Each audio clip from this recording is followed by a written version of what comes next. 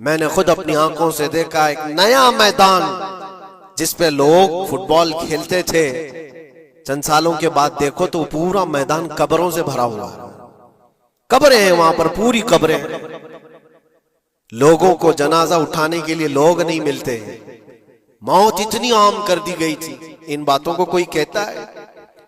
आपने सुना कभी अबू गुरैब जेल के मुतालिक? कैदियों के साथ जो वहशियाना सलूक किया इन गोरों ने, अल्लाह की पनाह, बहुत सख्त किस्म के, दुनिया में बदनामे जमाना जेल उसको कहा जाता है। हर तरह की वहां पर कैदियों के साथ आजमाइशें हुई, हर तरह की। उन पर कुत्ते छोड़ देना, उनकी शर्मगाहें काटना, उन पर पेशाब करना, हर चीज जो इंसानियत सोज है, इंसानियत को जला देने वाली, ये सारी हरकतें की गई। दुनिया खामोश है उस सिलसिले में। क्यों? सुपर पावर के 1000 गुना भी हजम कर लिए जाते हैं। छोटा मुल्क या गरीब आदमी कोई बात करे तो सारे उस पर टूट पड़ते हैं। आज मैं एक चीज आपको बताना चाह रहा हूं कि ये कोई नई चीज नहीं है जो हो रही है आज दुनिया में। ये फैलने वाली है और कयामत के करीब हम आ चुके हैं। हो सकता है दुनिया पूरी जंगों के लपेट में हो, जो रसूल पाक सल्लल्लाहु अलैहि वसल्लम ने इरशाद फरमाया, कत्ल इतना बढ़ जाएगा कि 100 लोग हो तो 99 मर जाएंगे, एक बच जाएगा।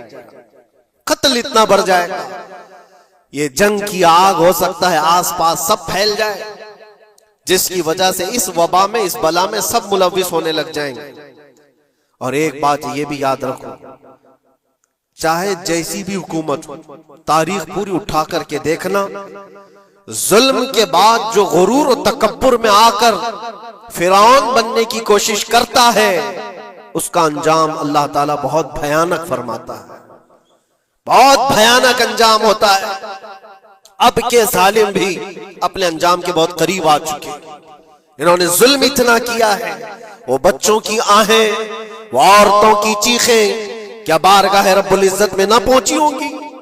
रब तबारक व तआला खुद फरमाता है, सयअलमुल लदीन ज़लमू अय्य मुनक़लबिन यनक़लिबून, अनक़रीब जालिम ये देख लेंगे कि किस पलटी में अल्लाह ताला उन्हें गिराने वाला है। जो जाल वो अपने दुश्मनों के लिए बुनते हैं, अल्लाह ताला उसी जाल में उनको फंसाता है। आज देखना आप, तारीख की सच्चाइयां आपको इस बात का जवाब देंगी। जालिम ये समझता है कि मैं खुदा के बराबर हो चुका, मुझे कोई भी हिलाक नहीं कर सकता। अल्लाह ताला फरमाता है, इन्नमा तकूनु युद्रिकुमुल मौत वलौ कुंतुम फी बुरूजिम मुशय्यदा, तुम मजबूत किले में क्यों ना बैठे हो, मौत तुम्हारे पास आकर पकड़ लेगी। और रब तबारक व तआला के लिए कोई चीज नामुमकिन है। लोग आज हवा बनाते हैं कि एयर डिफेंस सिस्टम इतना बड़ा है, कोई कुछ नहीं कर सकता। एक छोटे से पिद्दे से एक नाजायज कंट्री को महफूज दिखाने के लिए दुनिया पता नहीं क्या क्या बातें वायरल करती है। इजराइल के पास आयरन डोम है, एयर डिफेंस सिस्टम इतने बड़े हैं, कोई नहीं आ सकता। वो खुदा है? कोई खुदा है? लेकिन दुनिया आज देख रही है, बहुत सारी चीजों को देख रही है। मुझे यहां पर किसी के सिलसिले में नहीं कहना है, लेकिन एक बात कहना है कि नशा में चूर, घमंड में चूर जो बंदा होता है, अल्लाह ताला कभी उसको मच्छर से भी हिलाक करता है। बहुत बड़ी ताकत का इससे मुकाबला होना जरूरी नहीं। तुम्हारे पास होगा बहुत बड़ा सिस्टम, लेकिन रब तबारक व तआला जब इंतकाम ले ले तो फिर तुम्हारे लिए बहुत बड़ी ताकतों की जरूरत नहीं। आपको मैं तारीख बताऊं, इराक में नमरूद एक जमाने में इस तरह की हरकत किया था कि उसने बहुत बड़ी इमारत बनाई थी, और उसके मुताबिक बात ये थी कि वो 1000 लोगों से तन्हा लड़ सकता था, इतनी उसकी ताकत थी। शेर से खुद मुकाबला करता था, कभी डरता नहीं था। नमरूद की ताकत मशहूर थी उस जमाने में, और सारे लोग उसकी ताकत का लोहा मानते थे, हत्ता कि वो कभी अपनी जिंदगी में बीमार नहीं हुआ था। आदमी जब बीमार नहीं होता तो उसका गुरूर बढ़ जाता है, सोचता है मुझे कुछ हो नहीं सकता। नमरूद ने उसके बाद ये देखा, सारी दुनिया मेरे कब्जे में है, ताकत और दौलत के जखीरे सब उसके पास से, लेकिन एक चीज नहीं थी, मौत। मौत पर कंट्रोल।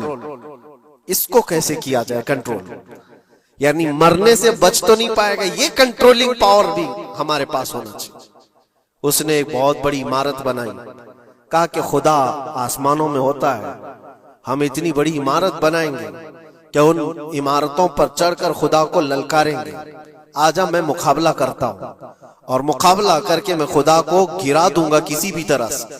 अगर मुझसे ना हो सके तो पूरी फौज को तैयार करूंगा, खुदा से लड़ाई लड़ करके एक बार वो मौत और हयात का पावर अपने हाथ में ले लेंगे, फिर हमको जब तक चाहे जीना है। कहां की खाम ख्याली, लेकिन उसने बनाया, पूरी दुनिया भर से लोगों को जमा किया, सबकी जुबान एक बनाया, सबकी करेंसी एक बनाया, सारी उस पूरी दुनिया के लोग उसकी फौज में, सबको ये बावर कराना शुरू किया कि हमारी लड़ाई है दुनिया से नहीं, हमारी लड़ाई क्रिएटर से, खालिक से। हम उससे पावर छीन लेंगे एक बार और फिर अपने हाथ में मौत और हयात का कंट्रोल रखेंगे। जिसको जितनी लंबी उम्र चाहिए मैं दूंगा, जिसको जब तक जीना है मैं दूंगा, अजल तक, अजल से लेकर अबद तक, ये सारे ख्यालात उसके थे। और उसने जमा किया, इमारत भी बनाया, फौज भी तैयार किया। क्या रब तबारक व तआला ये नहीं देख रहा था? उसकी तैयारी, उसका जमा करना, उसकी इमारत बनाना, बहुत दिनों तक ये सब काम चलता रहा। रब तबारक व तआला किसी से गाफिल नहीं, दिलों में गुजरने वाले हालात से भी बेखबर नहीं, लेकिन बंदे को रब तबारक व तआला ढील देता है। कुरान में रब ताला फरमाता है, वला यहसबन्नल्लज़ीना कफरू अन्नमा नुमली लहुम खैरुल लिअन्फुसिहिम इन्नमा नुमली लहुम लियज़दादू इस्मा। काफिर जो उनको ढील मिली है, ये न समझें कि हमने जो उनको छोड़ रखा है उनके लिए बेहतर है, बल्कि इसलिए हम छोड़ रखे हैं कि वो और ज्यादा करें, और ज्यादा करें। लियज़दादू इस्मा वलहुम अज़ाबुम मुहीन, फिर हम जिल्लत वाला अजाब उन्हें देने वाले हैं। ये मत समझ लो कि रब तबारक व तआला इन सब चीजों से बेखबर है। नमरूद इतना सब करता रहा, अल्लाह ने उसको छोड़ रखा। बना ले, लंबी इमारत बना, फौज भी बना ली, सारी चीजें बना लिया, मुकाबले के लिए उसने दिन भी तय कर लिया। उसके बाद उसको खुदा से लड़ाई लड़नी थी, कहां खुदा तक पहुंचने की बात। लेकिन बंदा जब गुरूर और तकब्बुर में आता है तो वहां तक भी सोचता है, उसे मौत पर कंट्रोल हासिल करना था, बस ये एक चीज थी। फिर जब वो दिन आया, किताबों में मिलता है अल्लाह तबारक व तआला ने फरिश्ते, उसकी जो तादाद है उसका किसी को इल्म नहीं। बारिश के जितने कतरात गिरते हैं ना, एक एक फरिश्ता बूंद लाकर रखता है। अब आप अंदाजा कर सकते हैं फरिश्तों की तादाद कितनी हो सकती। उसमें जो बड़े फरिश्ते हैं वो जिब्राइल, मीकाईल, इसराफील और इज़राइल अलैहिमुस्सलाम, जो सरदार मलाइका हैं, फरिश्ते हैं, उनके अपने अपने काम हैं, बहुत पावरफुल फरिश्ते हैं।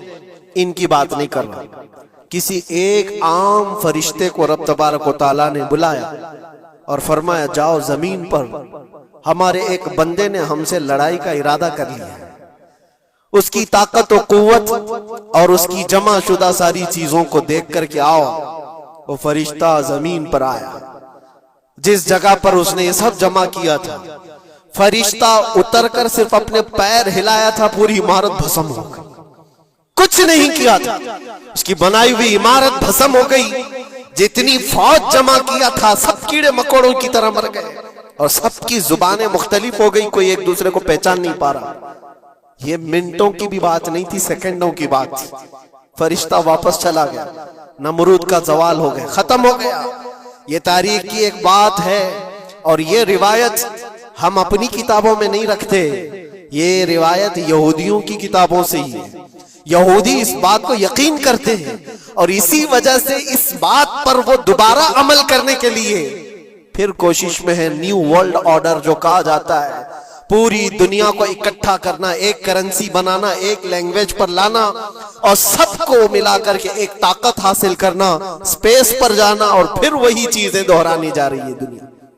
वही चीज एक दोबारा बार ट्राई करना है, जिसके लिए आपको पता है ये छोटी सी कौम पूरी दुनिया पर कंट्रोल हासिल करने के कैसे कैसे ख्वाब देखती। अगर आप जाएं इस्लाम दुश्मनी तो इनकी पुरानी है, लेकिन ये जो 50,000 लोगों का कत्ल है, ये सिर्फ और सिर्फ उनके अपने एक छोटे मकसद के लिए। हो सकता है बहुत सारी बातें हों, गजा पट्टी एक ही इलाका बचा हुआ है फिलिस्तीन का, बाकी सब तो ये कब्जा कर चुके 1947 के बाद, 48 के बाद। छोटा सा हिस्सा जो बाकी है गजा पट्टी, जिसकी 20 लाख की आबादी, उस इलाके पर इतनी ज्यादा क्यों क्रूरता है? क्यों? बाकी सब जगह पर और भी दीगर जगह पर, यरूशलेम में, वेस्ट बैंक में, कई जगहों पर मुसलमान आबाद है। ये गजा के लिए क्यों इस कदर सख्तियां हैं? दुनिया को बताने के लिए तो ये एक आतंकवाद जमात है हमास, जिसका मुकाबला करने के लिए हम ये हमले कर रहे हैं, लेकिन आज तक ये दुनिया को बता नहीं सके कितने हमासियों को कत्ल किया, कितने हमास के लोग पकड़े गए, कितनों को मारा गया। चंद होंगे